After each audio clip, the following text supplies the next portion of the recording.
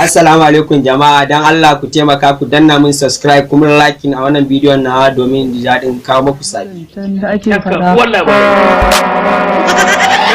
Labarai.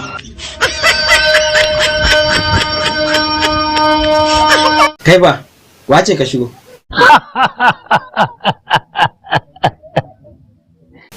Tambayar ka ne ba da na ce ka mun ba. Bawan Allah, rabon da dariya irin wannan yau shekara 350. Ka shekaran ga nawa to?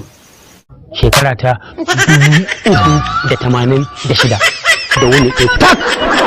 Kai ɗin?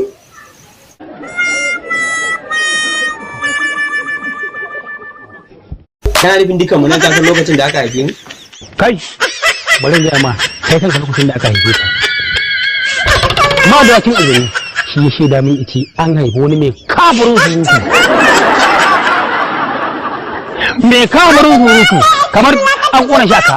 Kai kana ina to lokacin? Ina Tanzania.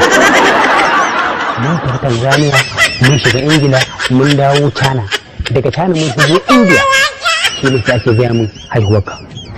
To shikenan ka gaya min yanzu me na ci. Kai, yanzu nan ka ci dan wake da yaji. Ka sha fiya wuta ga hinan yana yawo akan a cikin kaka haka. Kai wani shiga kai ba mace ba kai ba namiji ba. To ka ji hajiya ta ce ka shiga. Kai, ba za ka rika nan ba za ka ce wai wata ce ba. Ka san matsayin na tsaye a cikin fada sun ga kake mu idan ban sa ka bace in ban batar da kai ba ta ba. To ya haƙuri, shigo dai yanzu. Assalamu alaikum. To ga faran ku dai. Yawwa ma dace alhamdulillah. No.